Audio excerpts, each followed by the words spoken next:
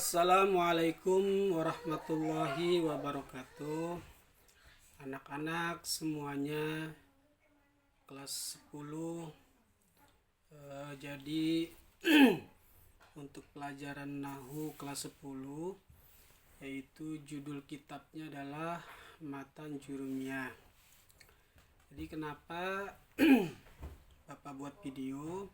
Karena kalian semua juga belum dapat bukunya, dan kita juga masih pelajaran belum bisa tatap muka, yaitu masih jarak jauh. Jadi Bapak hari ini mau membahas tentang sedikit ilmu Nahwu Jurumiyah. Jadi Jurumiyah itu adalah dasar kita untuk bisa memahami bahasa Arab, atau kita bisa mengetahui huruf atau harokat, yaitu bahasa Arab di akhirnya. Jadi Jurumiyah ini kalau dalam bahasa Arab itu ibarat bapaknya, tapi kalau sorof, yaitu sorof itu ibarat ibunya. Jadi Nahwu dan sorof. Tapi kita sekarang pada sesi pelajaran ini Nahwu, yaitu Nahwu Matan Jurumiyah. Tapi kalau sorofnya kita belum mulai. Jadi Jurumiyah ini adalah salah satu kitab yang sudah populer, baik itu di pondok-pondok maupun di sekolah-sekolah yang sudah belajar. Dan ini salah satu kitab yang kecil tapi banyak pembahasannya. Jadi Matan Jurumiyah ini untuk kalian ketahui ya, ini dia mempunyai penjabaran ya. Jadi Matan Jurumiyah ini penjabarannya banyak dibuat di kitab-kitab ya. Salah satu judul kitabnya ada penjabaran, nama kitabnya itu Mukhtasar Jiddan, yaitu kitab Matan Jurumiyah. Jadi Mukhtasar Jiddan ini adalah pembahasan secara lebar, secara panjang tentang Jurumiyah. Jadi kalian harus tahu ya. Jadi ingat, Matan Jurumiyah itu adalah salah satu dasar untuk mengetahui bahasa Arab ya. Itu ya. Jadi Jurumiyah itu adalah salah satu dasar untuk mengetahui bahasa Arab atau bisa membaca bahasa Arab dengan baik dan benar, seperti itu. Jadi Ustadz langsung mau mulai saja ya pembahasan tentang Matan Jurumiyah ini. Nanti kalian simak ya, perhatikan ya video ini ya. Ini akan, setelah video ini selesai kalian nanti akan Bapak kasih pertanyaan. Kalian nanti akan, kalau kalian menyimaknya dengan sungguh-sungguh, dengan perhatian, insya Allah kalian bisa menjawabnya dan bisa memahaminya. Dan mudah-mudahan dengan adanya video ini, kalian juga sebelum masuk ke dalam pelajaran Nahwu ya, atau sebelum kalian mendapatkan buku Nahwunya Matan Jurumiyah ini, kalian mungkin bisa ya dengarkan dari video ini penjelasan sedikit dari Ustadz ini ya. Baik anak-anak, jadi diawali Matan Jurumiyah ini dengan Bismillahirrahmanirrahim, dengan menyebut nama Allah yang Maha Pemurah lagi Maha Penyayang. Kenapa dia harus awali dengan Bismillahirrahmanirrahim? Karena segala sesuatu kalau diawali dengan Bismillahirrahmanirrahim maka akan mendatangkan keberkahan. Baik, langsung saja kita masuk ke pembahasannya. Di sini matan jurumiyah yang pertama kali dibahas adalah tentang al-kalamu. Apa? Al-kalamu. Ingat, al-kalamu ya. Mungkin kalian yang sudah pernah mungkin belajar atau sudah pernah tahu ya alhamdulillah. Tapi yang belum tahu ya mohon disimak. Jadi al-kalamu huwal lafzul murakkabu al-mufidu bil wad'i. Perhatikan ya. Al-kalamu, jadi al-kalamu itu dia dibaca al-kalamu ya, bisa juga dibaca al-kalama, bisa juga dibaca al-kalami.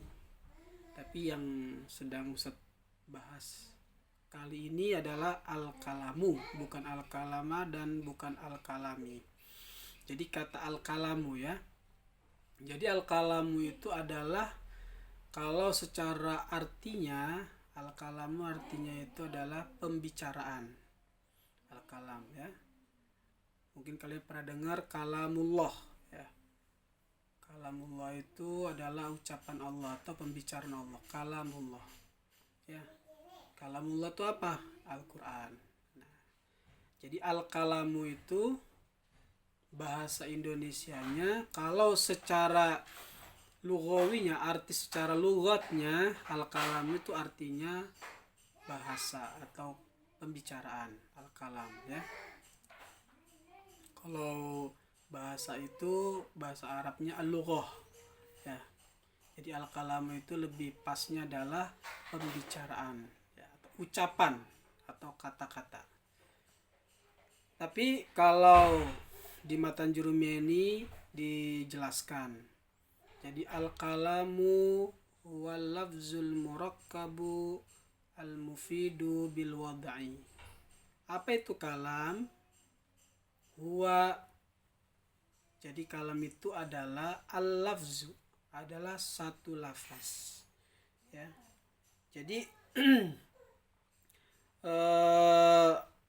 kalam ya, kalam adalah satu lafaz. Menurut para ahli nahwu ya, lafaz yang disebut kalam itu adalah satu suara atau satu lafaz yang dia itu mengandung sebagian huruf hijaiyah ya. Ingat, saya ulangi lagi. Jadi kalam itu kalau menurut ilmu ahli nahwu ya adalah ucapan atau kata yang terkeluar yang berbentuk suara, yang mana dia itu mengandung kepada sebagian huruf hijaiyah ya, huruf hijaiyah. Contohnya hasanun ya, contohnya hasanun, hasan. Atau contoh lagi yang lain, zaidun, zaid ya. Saya ulangi lagi. Jadi kalam itu adalah lafaz ya, lafaz itu yang mana lafaznya itu mencakup atau lafaznya itu mengandung sebagian huruf hijaiyah ya. Contohnya seperti hasanun dan zaidun. Coba kita lihat, perhatikan. Hasanun itu ada huruf hijaiyahnya. Huruf hijaiyahnya itu seperti ha, sin, dan nun ya. Begitupun zaidun juga mengandung sebagai huruf hijaiyah. Huruf hijaiyahnya apa? Za, ya, dan dal. Nah, ya.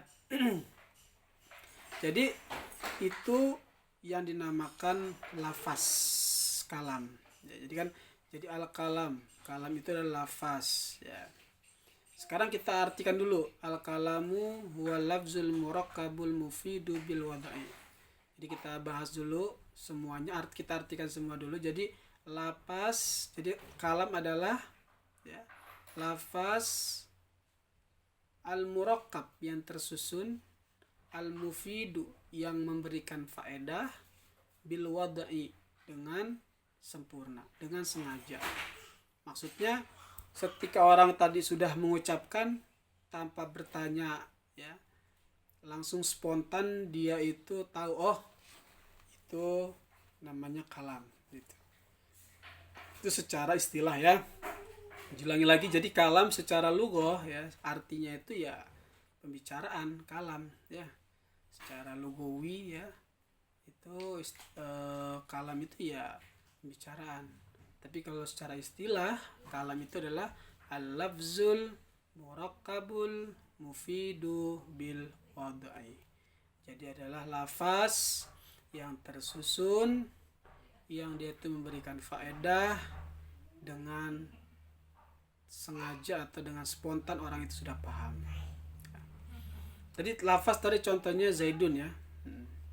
Oke, sekarang Ustadz langsung sebutkan satu contoh yang dia itu sudah mencakup al-lafzul murakkabul mufidu bil wada'i ya. Contohnya apa? Qoma Zaidun. Qoma Zaidun. Qoma Zaidun. Telah berdiri Zaidun. Siapa Zaid? Jadi yang berdiri siapa? Zaid ya. Zaid itu telah berdiri. Jadi koma itu adalah kata kerja, Zaidun itu adalah si pekerjanya. Atau kalau dalam bahasa Arab ini disebut juga dengan jumlah fi'liyah. Jumlah fi'liyah itu maksudnya jumlah yang berbentuk awalnya adalah kata kerja ya, kata kerja. Yang mana kata kerja ini kalau dalam bahasa Arab, di dalam bahasa Arab itu kata kerja bisa berubah-ubah. Koma, yakumu, ya, kiaman. Nah, lanjut. Contoh lagi Zaidun qaimun. Nah, Zaidun qaimun ini kalau dalam bahasa Arab ya, menurut ahli nahwu, jadi Zaidun ini adalah salah satu isim atau nama ya. Begitupun qaimun, walaupun dia itu artinya berdiri, tapi dia kalau dalam atau menurut ahli nahwu itu dia itu adalah kata isim atau kata benda, atau yang dikenal dengan nama isim fa'il, isim atau nama pekerjaan ya kan. Jadi dari dua contoh yang tadi saya sebutkan, koma Zaidun dan Zaidun qaimun, itu sama-sama kalam ya. Oke, paham semuanya ya. Jadi koma Zaidun dan Zaidun qaimun itu adalah salah satu contoh kalam. Begitu. Zaid berdiri. Jadi orang dengar Zaid berdiri sudah tanpa bertanya-tanya lagi ya kan, Zaid berdiri. Ya kan. Begitupun sama Zaid telah berdiri Zaid. Ya sudah. Orang tanpa bertanya-tanya lagi sudah paham, oh si yang berdiri itu si Zaid. Seperti itu. Ya. Jadi dari dua contoh ini yang dinamakan kalam. Jadi kalam, saya ulangi lagi, secara lughat itu artinya ucapan ya.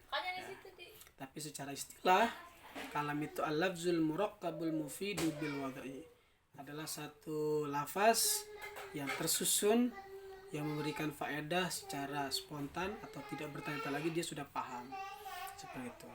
Oke, ini video dari saya tentang nahwu jurumiyah ya.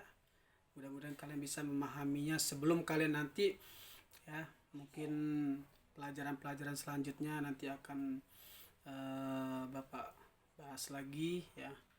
Ya, mungkin keterbatasan kita juga selama Covid ini, selama corona ini ya.